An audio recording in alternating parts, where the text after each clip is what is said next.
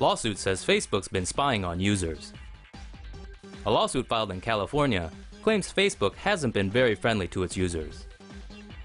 Former startup 643 claims that Facebook used its apps for mass surveillance on users by assembling data from their text and photos, listening to their microphones, and using Bluetooth to pinpoint locations, sometimes without consent.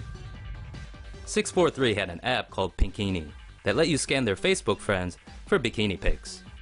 Citing the lawsuit, The Guardian reports that Facebook could gather metadata from Android phone text messages. 643 claims the company could access nearly all photos on iPhones, as well as those not uploaded to Facebook.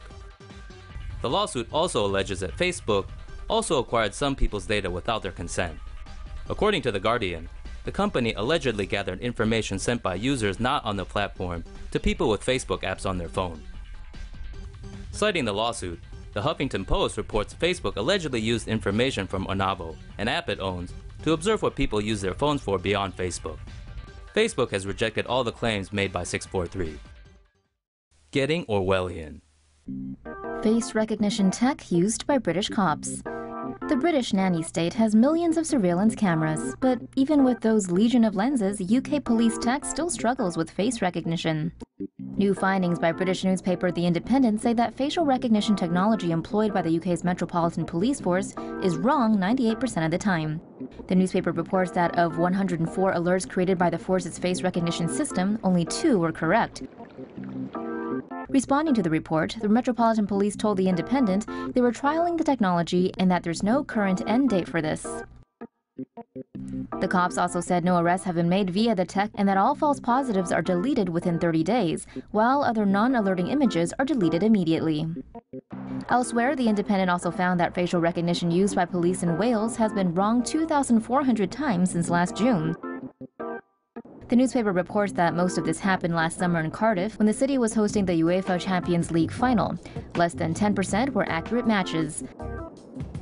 According to the BBC, South Wales Police said the system has gotten better over time. The Internet on Communism. Vietnam now has thought cops, thousands of them. Vietnam has tasked 10,000 members of a new military internet unit with countering wrong views online. Reportedly, these so-called cyber troops are directed to combat wrongful information and anti-state propaganda. Data from internet watchdog Freedom House lists Vietnam as one of the world's worst places for internet freedom. According to Human Rights Watch, the country jailed 19 bloggers and activists in 2016. Internet penetration is high in Vietnam. Around half of its 90 million-strong population are connected, and it is said to be one of the top 10 countries for Facebook users by numbers. But can these 10,000 thought cops police data from 40 million-something internet users? Only time will tell. 再见, People's Republic. China is curbing the transportation rights of state-deemed social miscreants. Effective May 1st, the People's Republic of China will ban citizens with low social credit scores from using flight and rail transport for 1 year. Those prohibited include people who caused trouble on flights, as well as individuals who used out-of-date tickets or those who were caught smoking on trains. Also affected are people who didn't pay fines and businesses who did not pay their employees social insurance. According to Reuters, China's yet-to-be-finalized social credit system operates on the doctrine of once untrustworthy, always restricted. And who says whether you're untrustworthy? The Communist Party of China, that's who. Watching me, watching you. Big Brother will be watching out for sports fans at Super Bowl 52 this weekend. When Minneapolis hosts Super Bowl 52 this weekend, law enforcement will be watching out for public safety through the lenses of some 2,000 fixed surveillance cameras. Thousands of fans will descend on the city where 3,000 police officers will be on duty. Around 2,000 officers will be equipped with a video application that lets them record and broadcast suspicious activity to a command center. There, 80 staff from various law enforcement agencies will monitor public safety on the day and coordinate accordingly across Minneapolis. According to Pioneer Press, command center officials will watch the movements of officers in real time by tracking blue and white badges on a map. Officials will also be able to monitor and deal with most incidents within the U.S. Bank Stadium via enhanced surveillance technology. Similar operations have taken place in other cities hosting the Super Bowl. Talk about a brain drain. The People's Republic of China is sponsoring research into technology that scans workers' brains for the emotional state.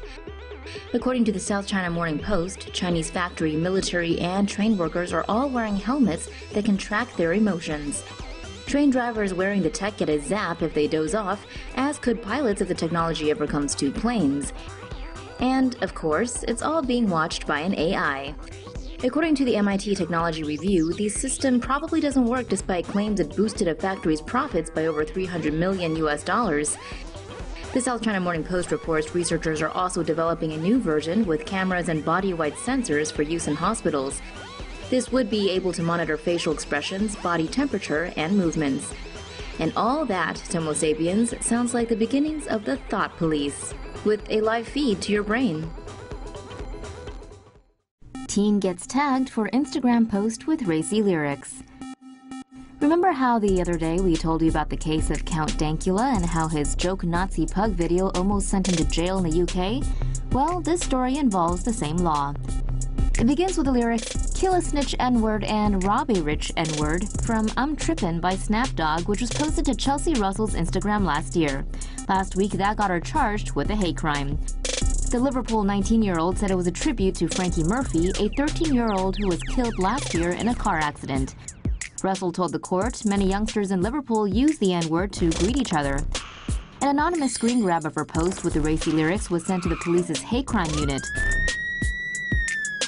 Officer Dominique Walker, a black woman who works within the hate crime unit, saw the post containing the racy Snapdog lyrics.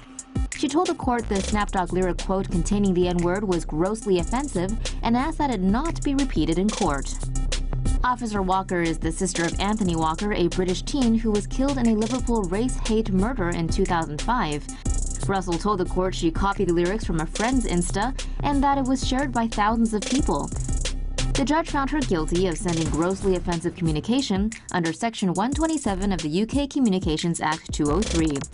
That's the same thing Count Dankula was charged with. He got an £800 fine.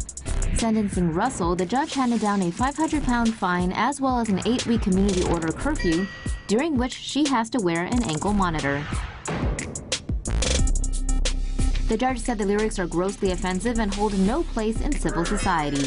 So, will he request the U.S. extradite Snapdog for the song? Unlikely.